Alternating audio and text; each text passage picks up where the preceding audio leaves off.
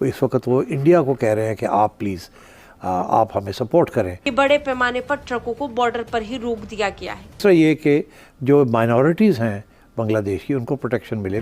Media reports के मुताबिक इस वक्त करीब 7,000 करोड़ रुपए का सामान बांग्लादेश बॉर्डर पर अटका हुआ है, जिससे बांग्लादेश को काफी दिक्कतों का सामना करना पड़ रहा है।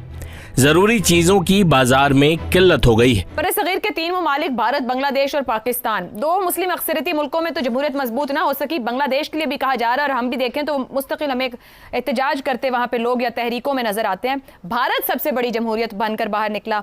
बता दें कि भारत की ओर से बांग्लादेश में 6,000 से ज्यादा चीजों का निर्यात किया जाता है। तो सबसे पहले आज जो बयान आया, उन्होंने यही कहा है कि अगर ये जो अटैक्स हो रहे हैं माइनॉरिटीज़ के ऊपर, नाम नहीं लिया उन्होंने, मगर उनका जो इशारा है वो हिंदुओं की तरफ है कि ये अगर अटैक्स बंद नहीं होंगे तो मैं रिज़ाइन कर दूंगा।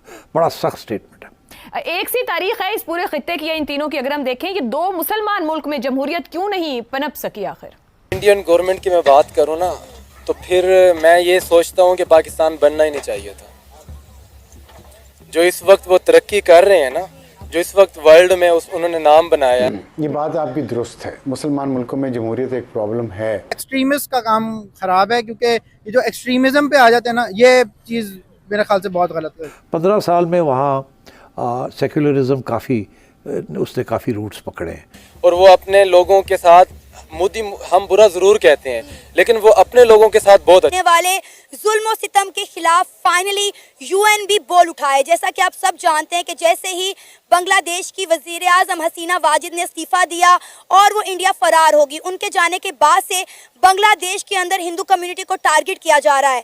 वहाँ की खवातीन को रेप किया जा रहा है, बच्चों पर तशद्दुद किया जा रहा है, हिंदू कम्युनिटी के घरों को, उनकी दुकानों को आग लगाई जा रही है। हिंदू कम्युनिटी पर इस तरह का जुल्म सितम किया जा रहा है कि पहले इसराइल ने इसके खिलाफ आवाज़ बुलंद की, इंडिया के प्राइम मिनिस्टर नरेंद्र मोदी ने भी इस हवाले से ट्वीट किया और अब फाइनली यूएन भी इस पर बोल उठा है। सर, क्या कहना चाहेंगे इस सारे मामले पर कि जब से हम बात करें, बांग्लादेश की वजीर आजम शेख हसीना वाजिद ने इस्तीफा दिया और वो भारत रवाना हो गई, जब से इंडिया ने शेख हसीना वाजिद को पनाह दी है, हिंदू कम्युनिटी को बांग्लादेश के अंदर टारगेट किया जा रहा है। इतना जुल्म 4 से 5 दिन हो गए कि इस जुल्म थमने का नाम नहीं ले रहा। फाइनली यूएन भी जो है इसके ऊपर बोल उठाए। पहली बात तो ये कि ये यूएन जो है ना, ये सबसे बड़ा ड्रामा है। अच्छा, फ़लस्तीन को देख लें, फ़लस्तीन के लिए यूएन ने क्या किया। पिछले जो है ना 1 साल होने वाला है कि वहाँ पे जो कुछ हो रहा है, रोज़ाना आप देखते हैं लाशें गिर रही हैं, इवन के वहाँ पे मस्जिदें और अस्पताल भी सेफ नहीं है। तो यूएन जो है ना वो बहुत बड़ा ड्रामा है। यूएन की दूसरी मिसाल ये है कि इराक के अंदर ये जब जंग हुई, शाम के अंदर जब बमबारी हुई, अफगानिस्तान के अंदर जब बमबारी हुई, तो यूएन ने कुछ भी नहीं किया। और उन सारी चीज़ों को छोड़े कश्मीर को देख लें, कश्मीर के अंदर ये इसमें दरियाँ हो रही हैं। ये पहली दफ़ा नहीं कि ये बांग्लादेश के अंदर कुछ हो रहा है, तो उसके ऊपर यूएन ने आज तक कुछ नहीं किया। तो यूएन तो सबसे बड़ा ड्रामा है।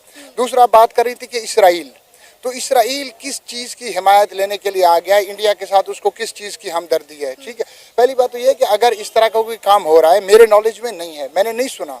अगर कोई मीडिया रिपोर्ट्स इस तरह की चीज़ें आ रही हैं, कोई सोशल मीडिया के ऊपर आ रही हैं, इवन के मेन स्ट्रीम मीडिया रिपोर्ट नहीं कर रहा, तो ये बहुत ही गलत हो रहा है। अब बात रहेगी कि हिंदुओं को अगर वो ये वजह इनाद बना रहे हैं कि इंडिया ने जो है ना उसको हसीना वाजिद को पनाह दी है और ये हो रहा है, तो ये बहुत गलत हो रहा है। बाकी ये यूएन खुद बहुत बड़ा ड्रामा है, ये टगे का काम भी कोई नहीं करता। हाँ, सिर्फ कहीं पे क्रिश्चियनिटी की बात आ जाए, ठीक है ना, इनके कुछ खास लोग आ जाएं, ठीक है ना, तो वहाँ पे कोई यूएनओ जाके प्लेटफार्म जो है ना मुतहरिक होता है और किसी को जाके कोई रिलीफ मिलता है। और दूसरा इसराइल जो कुछ कर रहा है, तो मेरे ख्याल में इसराइल को इस तरह का बयान नहीं देना। 75 इस्लामी मुमालिक है, कोई भी जो है वो बांग्लादेश में होने वाले हिंदू कम्युनिटी के खिलाफ जो जुल्म और सितम है उस पर नहीं बोला, सवाए इसराइल के। इसके साथ ही साथ मैं आपको बताऊं तो ढाका के अंदर बहुत बड़ी तादाद में प्रोटेस्ट किया जा रहा है कि हिंदुओं को जो है वो जीने का राइट दिया जाए, उनको भी पूरी आज़ादी है जीने की। जिस तरह उनको काट मार की जा रही है, मैं आप यकीन नहीं कर सकते कि इतने अफसोसनाक मनाजिर हमें सोशल मीडिया पर देखने को मिल रहे हैं।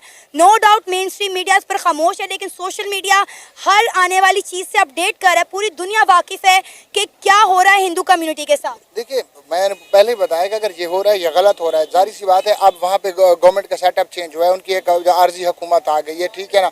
अब वहाँ के उनके जो सरबराह हैं, अब ये उसका काम है, ठीक है ना। देखो कि अगर इवन के पाकिस्तान में जो है ना, यहाँ पे क्रिश्चियन रहते हैं, ठीक है ना, यहाँ पे हिंदू रहते हैं, यहाँ पे मुस्लिम रहते हैं और भी मज़ाहब से ताल्लुक़ रखने वाले लोग रहते हैं।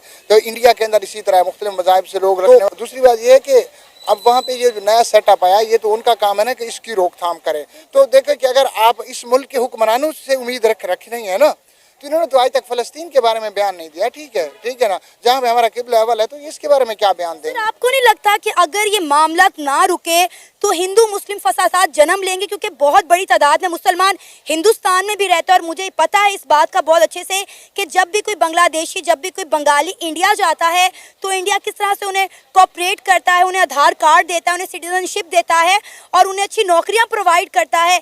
बांग्लादेश वो सारे एहसानात भूल गया है जो इंडिया ने इनके ऊपर किए हैं। देखिए, ये इस तरह के काम जो होते हैं ना, अगर ये जो आप बता रही हैं कि इस तरह के मामला जो हो रहे हैं, ये चंद लोग होते हैं, चंद शर्पसंद अनासिर होते हैं। ठीक है ना, जब गवर्नमेंट का सेटअप चेंज हुआ, जारी सी बात है, नई पोजीशंस पे अखाड़ पखाड़ होने और नए लोगों के आने में थोड़ा वक्त लगता है, तो ये चीज़ें थम जाएंगी। ये कोई इतना बड़ा इशू नहीं है जिसकी वजह से कोई हिंदू और ये जो ना मुसलमानों की वार शुरू हो जाएगी। जारी सी बात है, नई हुकूमत जैसी पावर में आई है, उनके नोटिस में चीज़ें आ रही होंगी, वो हो सकता है कि बैकग्राउंड में इसके ऊपर काम भी कर रही हूँ। हर चीज़ को टैकल करने में ये सिर्फ चंद लोग होते हैं हर जगह जो ये इस तरह की इशारंगेजी करते हैं या जो फसाद फैलाते हैं।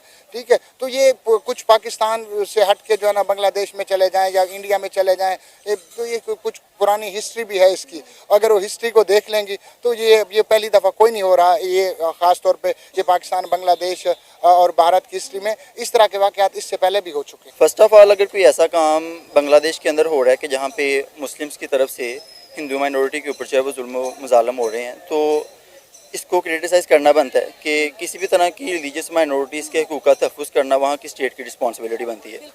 सेकेंडली, मेरा अपना जो पॉइंट ऑफ व्यू इस पर ये है कि ये जिस तरह से हमें दिखाया जा रही है सारी चीज़ें इंटरनेशनल मीडिया के ऊपर, यूएन के फोरम से जिस तरह की न्यूज़ आ रही है, या इसराइल जिस तरह से इस चीज़ को सपोर्ट कर रहा है, 220 मिलियन जो मुस्लिम्स हैं वो इंडिया के अंदर इस वक्त जो है वो रहाइश पजीर हैं, और बांग्लादेश के अंदर भी हिंदुओं की जो अच्छी खासी पॉपुलेशन है वो पाई जा रही है।